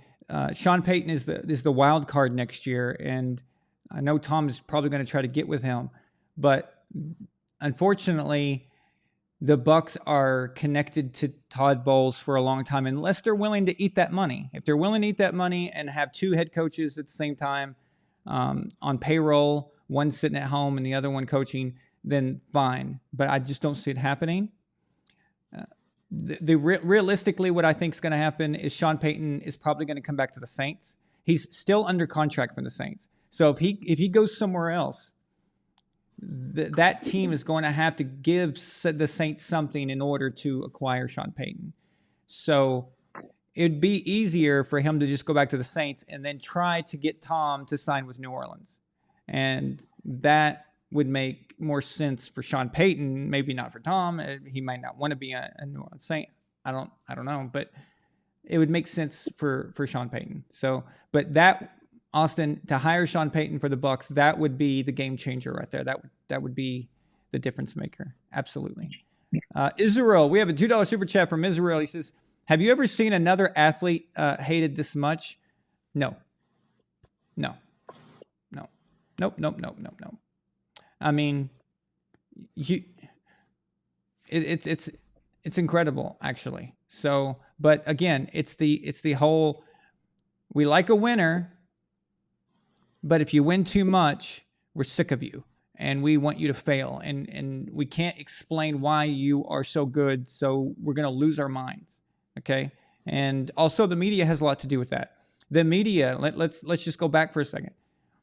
In the 2000s, the chosen one was Peyton Manning. Okay? He was the anointed heir apparent to the Marino, Montana, Elway era. Okay? He was the next guy that was supposed to be the face of the league.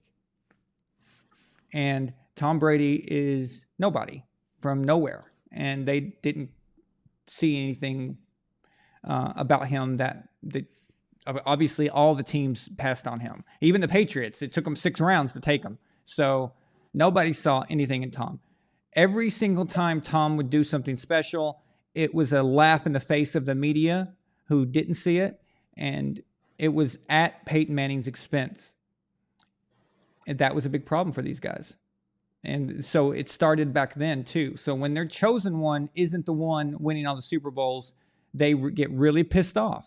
Okay. And when they realized that Peyton Manning was not going to be the guy that's going to take the Tom Brady throne, they moved to Aaron Rodgers. And after Aaron Rodgers got his MVP in 2011, his first one, they really started to do the Aaron Rodgers push. And, oh, he's the greatest, this and that, best thrower of the football, best we've ever seen, blah, blah, blah. All the same words we've heard for Marino, Elway, and Peyton, except in Marino's case, that's actually a true statement. But they were overhyping all this stuff about Rodgers.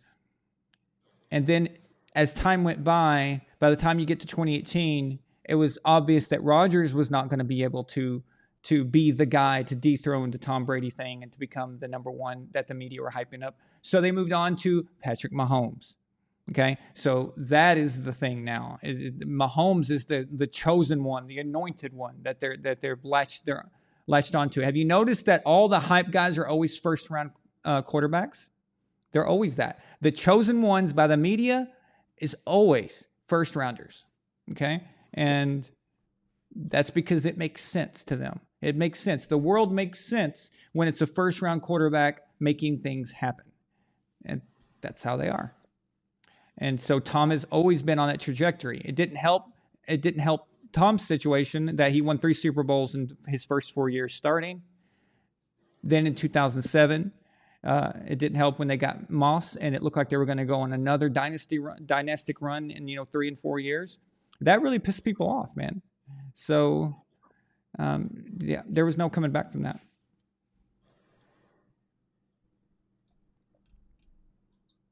By the way, I want to give a shout out to Israel for his Dallas Cowboys. They are playing really, really good football right now.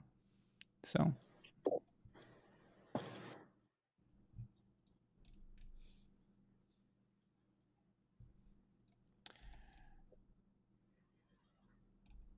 Luke R. asked, how close is Jalen Hurts to Mahomes on the MVP race?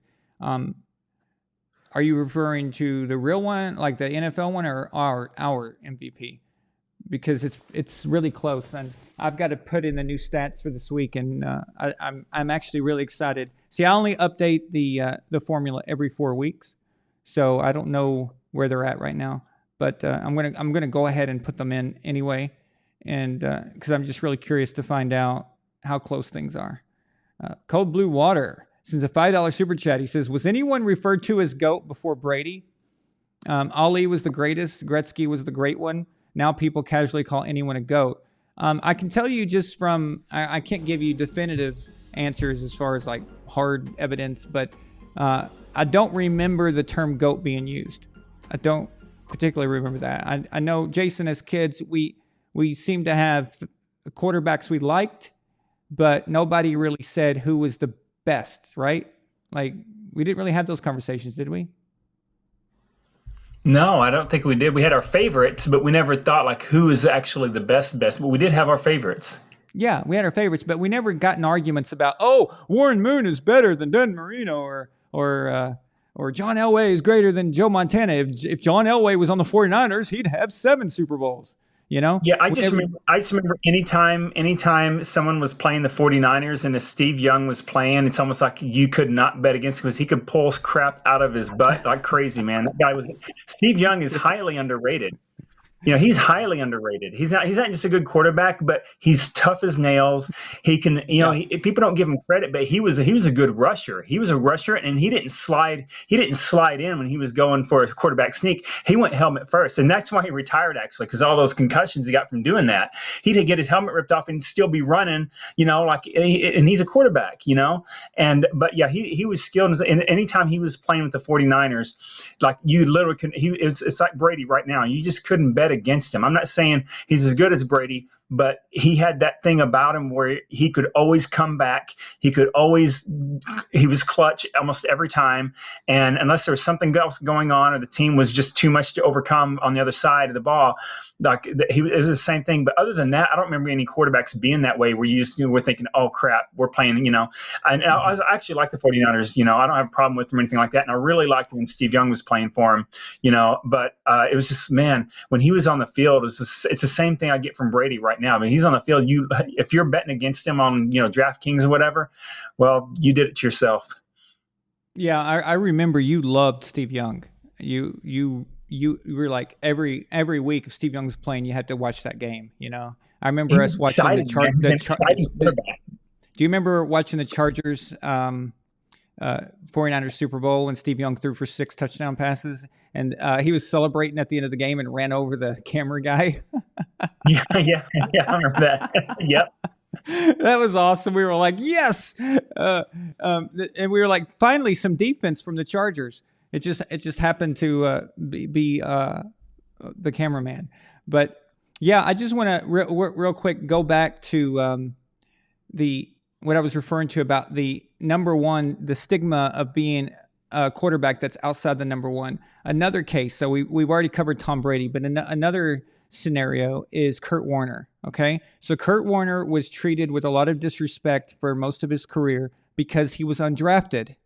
And that's even more insulting to the general NFL community than Tom Brady being a 6th-round pick. Okay, because at least he was selected. So at least some NFL people can say that they're brilliant because we selected Tom Brady. But no, Kurt Warner wasn't even drafted. Okay, so that really pisses them off. And so what happened with Kurt is that Kurt was never given a fair shake because of his undrafted designation. So after the Rams finally let him go, why would you do that? He went to the Giants. The Giants were winning games. They had a winning record before he got benched. He had a sprain on his hand, I believe, that was causing some inaccuracies and causing some weird interceptions and stuff like that. But for the most part, he was going to heal and he would get back. They bench him. In order to start Eli Manning. Okay, and Eli Manning then goes on and just throws pick after pick. It's atrocious. The Giants go on a losing streak and they can't win any games. And Eli is just absolutely terrible.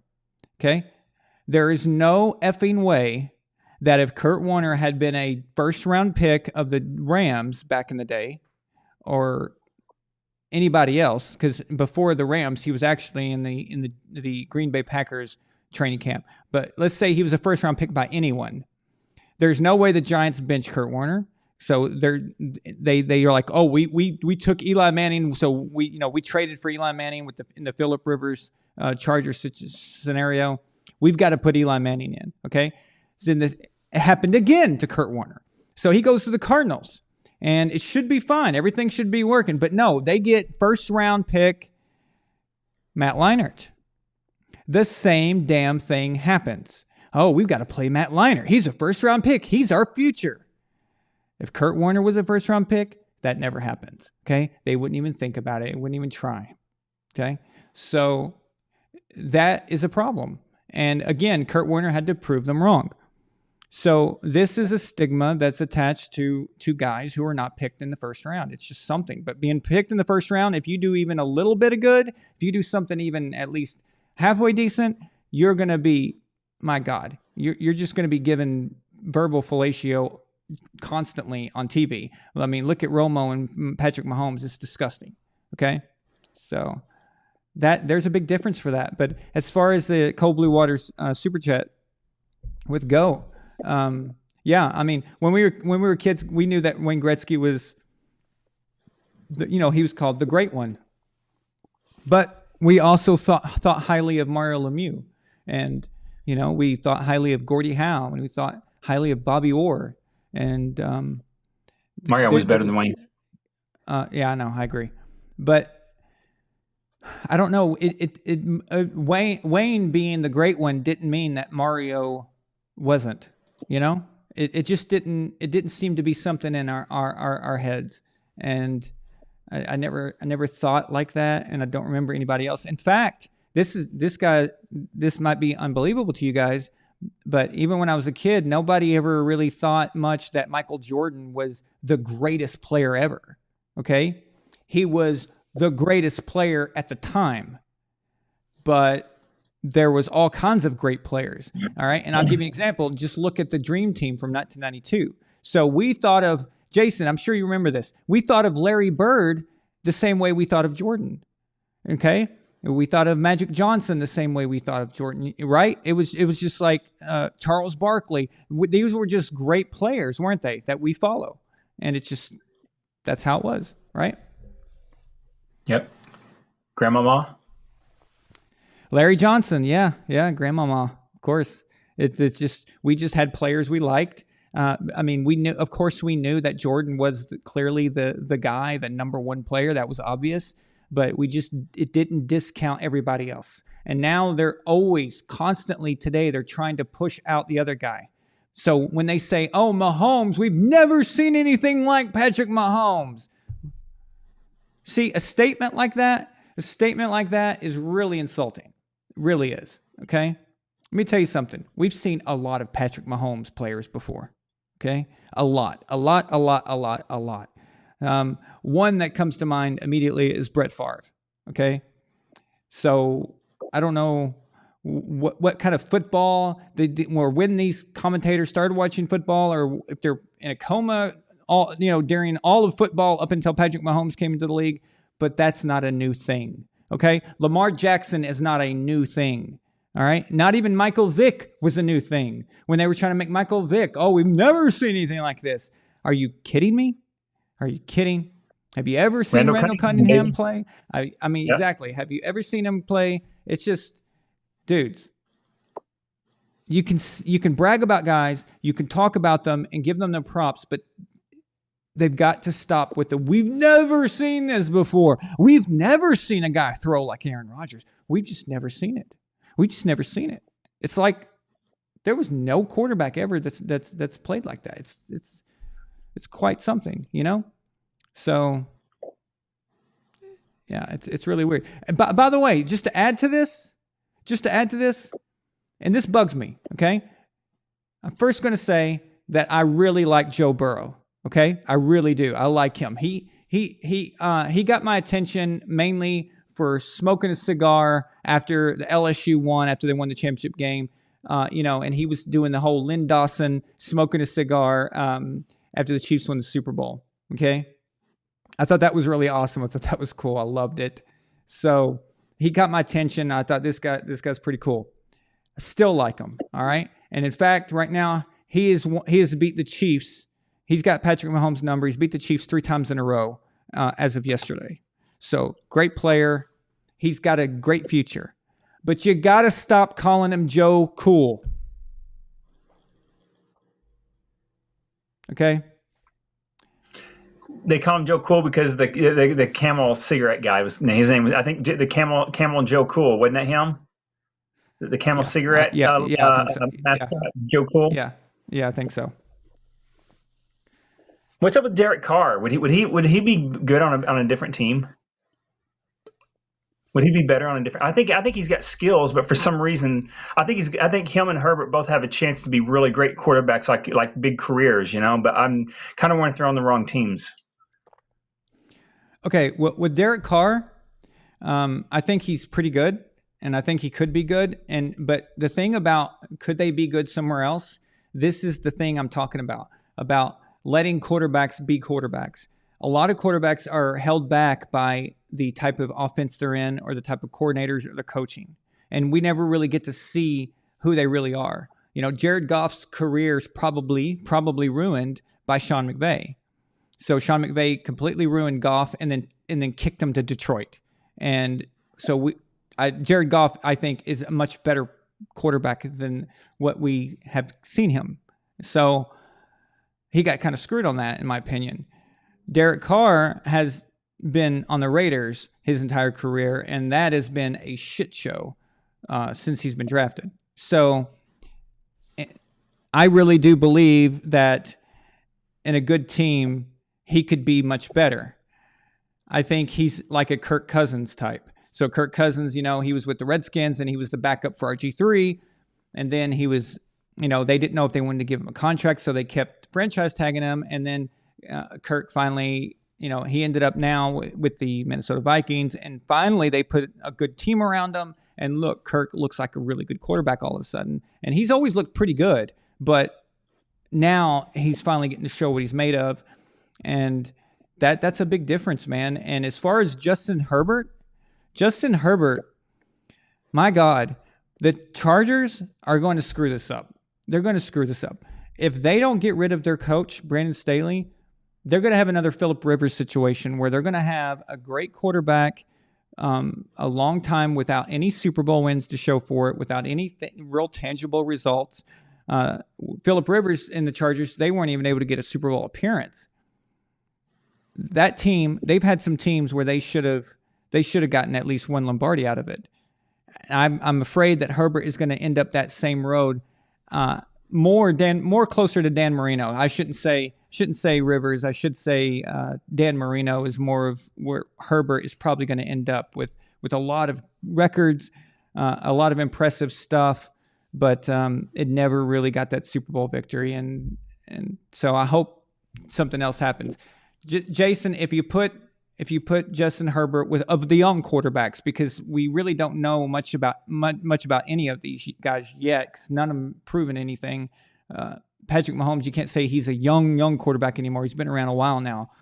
But of the really young guys, we have to play the game where, what if he was somewhere else? Imagine if Justin Herbert was on the San Francisco 49ers right now, So, yeah, it does matter where you go. And I don't think Derek Carr would be great, but I think he would be better if he wasn't not with the Raiders right now. So, he throws a really nice tight spiral? Who? Brissett. Oh man, look at Jason giving Jacoby Brissett some love. Addy, are you listening, Addy? They just started Deshaun Watson over Jacoby Brissett. And even though they got the win against Houston, the garbage playing for the number 1 pick, Houston Texans, they didn't get an offensive touchdown. They didn't get all their scoring was field goals and special teams and defense. You got to go with the name. You got to go with the Watson name. You gave them all that money, so you got to play them, Yeah. So even though Brissett's better. Brissett's smarter too. Yes, he is. Of course he is. He's a product of the New England Patriots, and he was Tom Brady's backup. He's much smarter. And but Jacoby's never going to get his due. He's going to go the rest of his career constantly being benched for other big name guys or guys who were drafted higher than him, and they're never going to give him any love ever. And that's exactly the deal. That's the problem. So, yeah. Thank you. I see a lot of new people here tonight. I hope you subscribe. And if you do, click on the bell icon. Make sure it's solid color so you'll always be notified for videos and live shows like this one. And please click the like button. It helps the algorithm out and is really good for the channel. Thank you, DC52. I appreciate it, my friend. Julia Wills, welcome. You love Joe Burrow too? Yeah, I did too. But Joe Cool, that's reserved for Joe Montana. Okay, so when you got 4 Super Bowls and 2 MVPs and 3 Super Bowl MVPs, there's only one version of your nickname that should be given out. But there is a lot of other cool nicknames we can give Joe Burrow that would be just as awesome. But Joe Cool is not one of them. Joe Cool is definitely reserved for Montana. And you can't use Broadway Joe either. That's Joe Namath. And not that would make any sense anyway, because Joe Burrow plays in Cincinnati. But still, just want to point that out. What's going on with Kitna's son? We got to give him a nickname now. John Kitna's son? You mean the porn, the child porn guy? Or we got to give him a name now. Let's give him a name. We could come up with a lot of weird names. Yeah. But what the hell went wrong there? Come on, Kitna. Not Kitna, Kidna. Oh. I shouldn't say that. That's just wrong. But hey, you know what? That's his problem. John the Predator John Kidna, like Kidna. Don the Predator Fry. My God. Or Thank you, Francis the Predator Osmosis and Ghana. Reacts. Osmosis Reacts. I appreciate you, buddy. Thank you so much. Yeah, it's that's just wrong, Jason. That's just wrong, but it's true. Ouch. Julia Wills, thank you so much for subscribing. You guys are awesome. I really appreciate you. I hope you enjoy the channel here. You're going to have a lot of fun. This is a very tight-knit community we have here. We all get together here on the shows, and I'm not trying to call anybody out, but I'm just saying a lot of YouTubers don't interact with their audience. They don't respond to comments. They don't, you don't get to actually talk to them or get their opinion directly or ask them questions. We don't do that here. We talk to everybody. I reply to comments when I see them and make sure that I interact with you guys. So you'll have a lot of fun here. We're like a family, So if you love football and you like smart football and you like talking, having good conversations, we do that here too. We don't always agree on things, but that's good. So you don't want to echo chamber all the time. You got to have some disagreements and talk. In fact, I had a debate the other night with a guy. I brought a guy on, and I would like to do that more often in the future. So.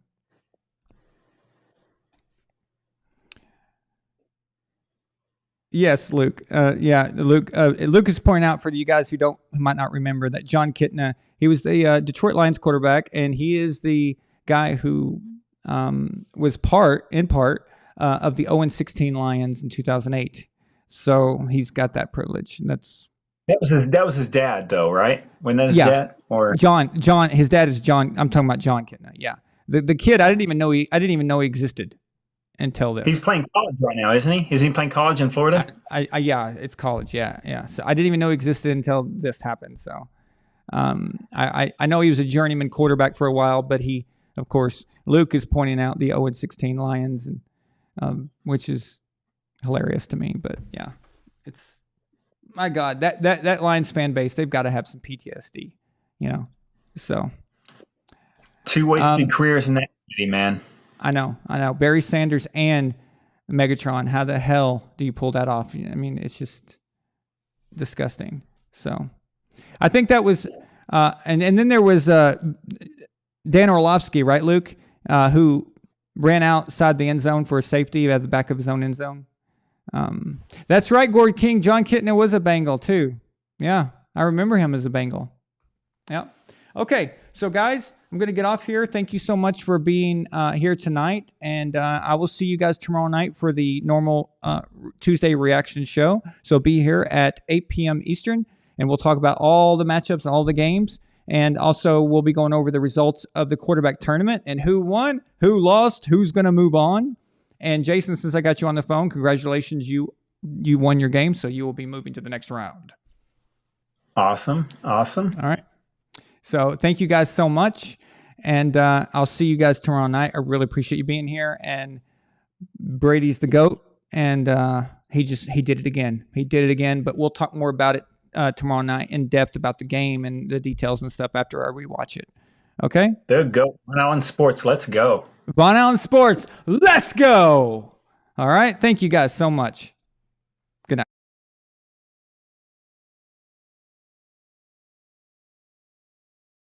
This is Patriots linebacker, Super Bowl 49 champ, Darius Fleming, and you're watching Von Allen Sports. Real and honest NFL analysis. Subscribe now. Join the empire. Von Allen Sports, let's go! Von Allen Sports.